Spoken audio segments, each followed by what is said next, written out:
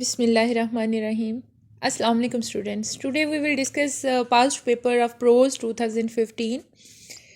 पहले हम बात करते हैं इसकी सेटिंग की। पेपर में आपको जो क्वेश्चंस प्रोवाइड किए जाते हैं, these are total 7 questions and you have to attempt 4 questions out of 7। और पेपर सेटिंग जो है वो इस तरह से की जाती है कि अगर किसी स्टूडेंट ने 4 राइटर्स को भी अटैम्प्ट किया हुआ है तो वो इजीली अपना पेपर जो है वो साल इवन के समटाइम 3 राइटर्स भी आप अगर अच्छे तरीके से कर लेते हैं तो वो भी इनफ होते हैं। क्योंकि अब यहाँ पे आप क्वेश्चंस देख रहे हैं 2015 में कि इसमें प्रो स्टाइल, क्योंकि ये थोड़ा सा आप पहले ज़हन में रख लीजिएगा कि पेपर जो है उसमें पूछा क्या क्या जाता है। प्रो स्टाइल जो है वो या तो आपको किसी भी राइटर का बता दिया जाता है कि कोई भी स्पेसिफिक राइटर है उसके प्रो स्टाइल पे आपने एक नोट लिखना है, या फिर सम टाइम जो है वो चॉइस दी जाती है, आपको कह दिया जाता है कि आप अपनी मर्ज़ी से किसी भी अपने फेवरेट राइटर का प्रो स्टाइल नरेट करें, या फिर कोई 2 सम टाइम या 3 राइटर्स वैसे बता दिए जाते हैं कि इनमें से आप कोई भी बता दें। तो आप सिर्फ अगर प्रो स्टाइल वो सब राइटर्स का कर लें तो ये एक ऐसा क्वेश्चन है जो कि मस्ट है, हर साल आता ही आता है। और लिखना भी आपने, क्योंकि इसमें टोटल हैं ही 5 राइटर्स, तो इन 5 राइटर्स का ही आपने जो है वो इंट्रोडक्शन और जो प्रो स्टाइल यानी उनकी जो भी टेक्निक्स हैं, टेक्निक्स ऑफ नरेशंस, वो बतानी होती हैं। तो इस तरीके से ये क्वेश्चन जो है 25 मार्क्स का ये मस्ट है। तो आपके लिए यहाँ पे एक टिप जो है वो ये है कि आप हर राइटर का यानी 5 राइटर्स जो आपके यहाँ पे इंक्लूड है, आप सबका एटलीस्ट प्रो स्टाइल जो है वो तो ज़रूर करें। और बाकी कोई भी 4 राइटर्स उनको A to Z यानी सारे टॉपिक्स के साथ वो आप प्रिपेयर कर लें। अब क्वेश्चंस जो हैं वो डिस्कस करते हैं। नंबर 1 पे क्वेश्चन है, after reading Bacon essays do you think that you could trace the philosophy of life? Discuss with reference to Bacon। यानी कि बेकन के एसेस के साथ रिलेट करके आपने बताना है कि बेकन के पॉइंट ऑफ व्यू के मुताबिक फ़िलॉसफी ऑफ लाइफ ये क्या है और आप इसको कैसे ट्रेस आउट कर सकते हैं। अब आप इसको कैसे सॉल्व करेंगे? First of all you have to discuss about philosopher, यानी कि फ़िलासफ़र कौन है। So everyone knows that a philosopher is a person who remains in pursuit of truth, while a moralist is defined, क्योंकि दोनों में थोड़ा सा डिफरेंस होता है ना। और बेकन को तो वैसे ही जो है वो मॉरलिस्ट का वर्ल्डली वाइज पर्सन कहा जाता है। तो आप पहले उसको एज एन फ़िलासफ़र फ़िलासफ़ी की डेफिनेशन बताते हुए कि उसका पर्पस क्या होता है, और फिर क्योंकि फ़िलासफ़ी जब बात की जा रही होती है फ़िलासफ़ी की, तो उसके लास्ट पे जो कोई एनालाइज करें उसको, तो उसमें जो भी मैसेज निकलता है वो मोरलाइज करने के लिए होता है। तो आप इनका थोड़ा सा कॉम्बिनेशन दे के दोनों चीज़ों का इस तरह से डायरेक्टली अपने क्वेश्चन को स्टार्ट करेंगे। फिर आप बेकन का यहाँ पे, क्योंकि आपको कोई स्पेसिफिक ऐसे नहीं दिया गया कि आप उस पर लिखें, यानी अब उसके तो बहुत सारे ऐसे हैं ना, of truth, of studies, of ambitious end of marriage, बहुत सारे हैं। तो आपने सब के सब ऐसे जितने भी आपने प्रिपेयर किए हुए हैं उसमें से सूटेबल कोटेशंस लेनी है और फिलोसफिकल लाइंस, और फिर उनमें जिनमें लाइफ को स्पेंड करने के, क्योंकि आपसे पूछा क्या गया है, कंसंट्रेशन आपकी हमेशा स्टेटमेंट पे होनी चाहिए that you could trace a philosophy of life. ठीक है, ये आपकी स्टेटमेंट है। तो इसके मुताबिक अब आप यहाँ पे एग्जांपल्स देते हुए, इसमें मोस्टली जो एग्जांपल्स और सिंपल सी कोटेशंस हैं ऑफ ट्रुथ की वो आप ऐड कर सकते हैं। ऑफ ग्रेट प्लेस की बात कर सकते हैं, यानी कि आप कोई भी पर्सन है, because Bacon is telling us ना that a man holding a high position can find many opportunities for doing good and evil, ये ऑफ ग्रेट प्लेस में वो बता रहा है। तो हम उसको फिर अपनी लाइफ स्पेंड करने के लिए और एक बेटर लाइफ स्पेंड करने के लिए अपनी सोसाइटी में किस तरह से जो है वो अपनी उस अथॉरिटी को यूज़ कर सकते हैं। फिर उसके बाद आप स्वेटर्स की बात कर लें तो उसमें वो क्या कह रहा होता है कि कोई भी अगर लेट्स सपोज कोई एडवोकेट है, he should not take any case in which he gives false hopes to the petitioner, यानी अपने अगर वो पटिशनर या रिक्वेस्टर को फॉल्स होप्स में रखता है तो उसे फिर वो बिल्कुल डिनाई कर देना चाहिए। तो ये भी एक बड़ा जो है वो एक फ़िलासफ़ी ऑफ लाइफ को एक्सप्लेन करते हुए बता रहा है, एक रूल बता रहा है that how to spend life. तो इस तरीके से जो है ना वो आपने पूरा अपना मटेरियल ऐड करके कोटेशंस के साथ, तो लास्ट पे आपने कंक्लूजन निकालना है उसका, यानी कि पूरी अपर डिस्कशन जो आपने की होगी उसका सम अप करते हुए फिर आप खुद कमेंट करते हुए बताएंगे कि ये इसको हम किस तरह से फ़िलासफ़ी ऑफ लाइफ के साथ अटैच कर सकते हैं बेकिन के एसेस को, और वो किस तरह से वो एक आइडियलिस्ट के तौर पे भी हमें नज़र आता है। सो सिंपली इस तरीके से आपने करना है, यानी कि सारी बात जो है वो आपकी स्टेटमेंट अंडरस्टैंडिंग पे आती है। अगर आप स्टेटमेंट को अंडरस्टैंड कर लेते हैं तो फिर आपके लिए बहुत ईजी होता है अपने मटेरियल को उसमें पुट करना। सेकंड आप देखेंगे, सटायरिस्ट इज़ अ परफेक्शनिस्ट, यानी कि एक जो सटायरिस्ट होता है, सटायरिस्ट ये एक टेक्निक है, लिटरेरी टेक्निक, जिसमें स्टैरिकली यानी आर्निकली किसी को पॉइंट आउट किया जाता है। तो डिस्कस आपने करना है with reference to Swift, Jonathan Swift की आपने जो स्टोरी पढ़ी है गुलिवर्स ट्रैवल के नाम से, ये उसके अंदर ये सारी चीज़ें हैं, यानी कि वो क्योंकि पूरी स्टैरिकल टोन में उसने वो लिखी हुई है।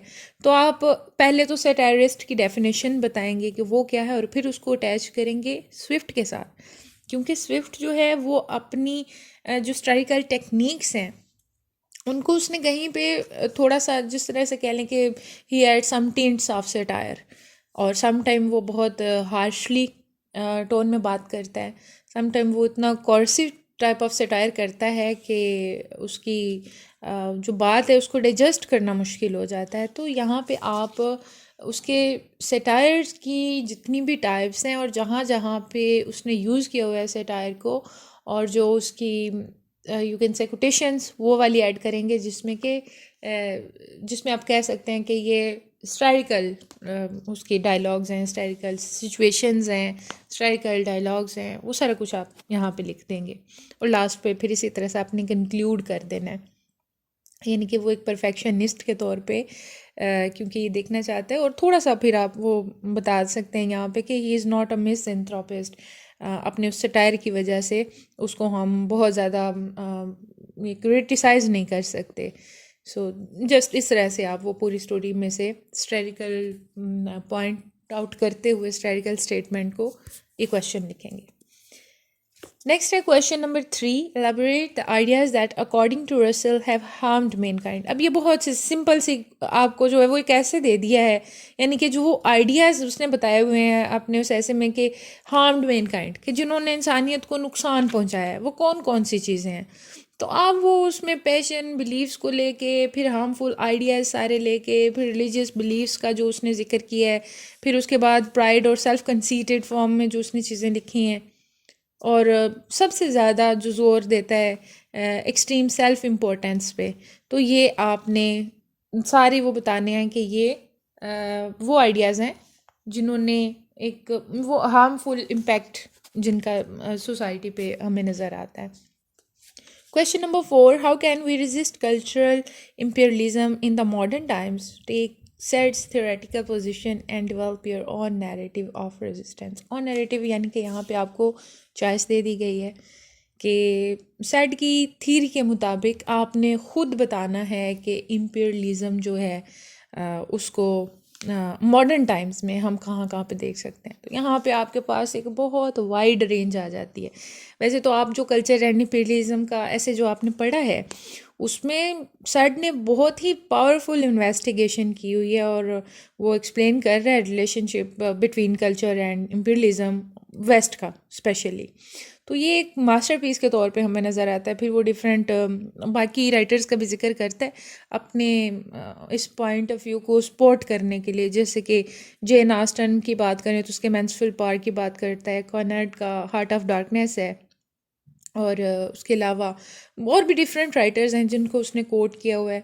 तो वो सारा कुछ बताते हुए फिर आप खुद बताएंगे कि इम्पीरियलिज्म कहाँ कहाँ पे अभी भी, पहले तो पास्ट का भी आपने जिक्र करना है कि जैसे ग्रेट ब्रिटेन की बात करें तो प्रीवियस जो डिसीड्स कुछ गुजरे हैं उनमें किस तरह से उन्होंने इस चीज़ को प्रैक्टिस किया। फिर यूनाइटेड स्टेट पे आप आ जाएंगे, फिर उसके बाद imperial scope of France, you can quote this as well. और इस तरह से प्रेजेंट की अगर आप बात करें तो आप कश्मीर की एग्ज़ाम्पल दे सकते हैं, उसके अलावा आप कीनिया की एग्ज़ाम्पल दे सकते हैं। ठीक है, ये आप इसको जब स्टडी करेंगे वर्डली लेवल पे, तो फिर आप बहुत सारी उसमें जो है वो ऐड कर सकते हैं, डिफरेंट पॉलिसीज़। इसमें थोड़ा आईएमएफ का जिक्र कर देंगे। तो ये सारा कुछ आपने बस इसमें लिखना है, यानी कहाँ कहाँ पे इम्पीरियलिज्म मौजूद है या इम्पीरियलिस्टिकल फोर्सेस हैं वो आप बताएंगे। क्वेश्चन नंबर 5 है, is it the function of the poet redress your poetry, what are your views. अब ये आपसे पूछा जा रहा है शिमिस हैनी का, जो आपने redress ऑफ पोइट्री के नाम से ऐसे पढ़ा है। तो इसमें जस्ट फंक्शन ऑफ पोइट कि एक जो पोइट है उसको किस तरह का होना चाहिए। जैसे कि इसने कहा हुआ है ना कि अगर किसी जो है वो अनबैलेंस टाइप ऑफ पोइट्री की जाती है या ऐसी पोइट्री जो फेवर ऑफ गवर्नमेंट में हो, तो it's not poetry, it's propaganda. ठीक है, तो इसने फिर एक पोइट के लिए कुछ प्रिंसिपल्स, कुछ रूल्स बताए हैं कि उसको इस तरह, इस क्राइटेरिया पे अगर कोई पूरा उतरता है तो फिर उसका ये फंक्शन होता है और उसको ये चीज़ें करनी चाहिए। तो ये बस आप वो चीज़ें बता देंगे कि फंक्शन क्या होते हैं पोइट्री के और पोइट को कैसा होना चाहिए। ये भी सिंपल सी इसमें आपसे जो है वो स्टेटमेंट आपसे पूछी गई है। और उसके बाद क्वेश्चन नंबर 6 है, which part of the voyage in Gulliver's travel is interesting to you and why. अब यहाँ पे आपको कोई एक उसका वॉयज नहीं कहा गया कि जी ये फ़लाँ है, यानी कि इसका फर्स्ट वॉयज है, सेकंड, थर्ड, फोर्थ, बस इस पे लिखें। आपको बस जिसको कहते हैं ना खुली छूट वो दे दी गई है कि आप अपनी मर्ज़ी से कोई सा भी उसका एक वॉयज वो पढ़ेंगे, जो भी आपने पढ़ा हुआ है या जो आपको बहुत ही अच्छे तरीके से याद है और जो इंटरेस्टिंग लगा है, यानी कि इसमें से आपने वो चीज़ें निकालनी है जो वाकई इंटरेस्ट डेवलप करती हैं। ठीक है, तो आप उसको सपोर्ट करेंगे अपने लॉजिक्स के साथ। तो अब यहाँ पे आपकी अपनी मर्ज़ी है, जो भी आपको खुद इंटरेस्टिंग लगता है, क्योंकि जो वाकई आपको इंटरेस्टिंग पार्ट इसका लगता है, और मोस्टली जो इसमें अगर देखा जाए तो फोर्थ पार्टी है जो ज़्यादा इंटरेस्टेड है, क्योंकि उसमें फिर वो उसकी सारी आप टच दे सकते हैं मिसएंथ्रोपी की तरफ जो चीज़ें जाती हैं उसका, फिर उसमें कॉर्सिव सेटायर है, और उसके अलावा उसकी वो जो पूरा एक इमेजरी जो उसने क्रिएट की हुई है, जो क्लाइमेट है वो बहुत डिफरेंट सा नज़र आता है। फिर उसका अपना बिहेवियर गुलिवर का, यानी कि specially his disgust with human species, वो बड़ी इंटरेस्टिंग लगती है। तो ये सारा कुछ जो है आप फोर्थ वॉयज में अगर बात करें तो आपके पास मटेरियल ज़्यादा होता है, but obviously you can choose any other voyage as well, जो आपको ज़्यादा ईजी लगता है वो आप यहाँ पे सिलेक्ट कर लेंगे। और लास्ट पे क्वेश्चन जो आपको दिया गया है, डिस्कस रसल्स प्रोज स्टाइल। अब यहाँ पे आपको डायरेक्ट एक उन्होंने राइटर दे दिया है कि आप किसी का भी प्रोज स्टाइल लिखें। तो प्रोज स्टाइल में आपने क्या बताना होता है, आप राइटर का इंट्रो देते हैं, यानी कि उसकी क्या सेंचुरी, जैसे रसल की आप बात करें, you can write that Russell is the most prolific writer of 20th century. और फिर प्रोज में उसका क्या इंट्रोडक्शन रहा, फिर उसके जो स्टाइल में चीज़ें हैं, यानी कि उसकी टेक्निक क्या है, that he has very simple type of narration, मतलब उसकी सेलेंट फीचर्स क्या हैं, यानी उसकी लुसिडिटी है, और अपने ऐसे जो हैं वो डायरेक्ट, सिंपल और क्लियर लिखता है। सब्जेक्ट समटाइम वो कुछ ऐसे सेलेक्ट करता है जो बहुत डिफ़िकल्ट होते हैं, लेकिन जब उसको एक्सप्रेस करता है तो वो बहुत ही सिंपल मैनर में करता है, इवन अ ले man can understand it very well. तो ये उसकी, और बाकी फिर उसने जो टॉपिक सिलेक्ट किए उसके अंदर उसने जो लिटरेरी टेक्निक्स यूज़ की हैं वो क्या क्या हैं, वो बस आपने बताना है। और लास्ट पे आप फिर रसल को अगेन बता देंगे कि उसकी अपनी जो रीजनिंग, पावर ऑफ रीजनिंग या सेंस ऑफ रीजनिंग है वो बहुत हाई लेवल पे था, he was very profound thinker and his style is very best style. So इस तरह से आप जो है अपना आंसर उसको कंक्लूड करेंगे। सो बस यहाँ पे आप यही देखेंगे कि स्टेटमेंट क्या है, और स्टेटमेंट के लिए ये आप ज़रूर याद रखिएगा कि जो आप लिख रहे होते हैं, जो टॉपिक आपको दिया जाता है लिखने के लिए, आप उसको वक्तन फ़वक्तन अपनी थ्योरी में हाईलाइट करते रहेंगे, यानी बार बार रिपीट करना है, दोहराना है, वर्डिंग चेंज करके। ये नहीं है कि बिल्कुल सेम एक लाइन जो आपने ऊपर लिखी वही सेकेंड पैराग्राफ में हो, वही थर्ड में हो, थोड़ी सी वर्डिंग चेंज हो जाए, लेकिन आप उसको रिपीट ज़रूर करेंगे, ताकि फिर आपके पेपर चेकर को पता चले कि ये पॉइंट से डिस्ट्रैक्ट नहीं हुआ, यानी कि जो ये टॉपिक इसको दिया गया है ये उसी पे स्टूडेंट लिख रहा है। नेक्स्ट पेपर हम डिस्कस करेंगे अमेरिकन लिटरेचर का। टेक, अल्लाह हाफिज़।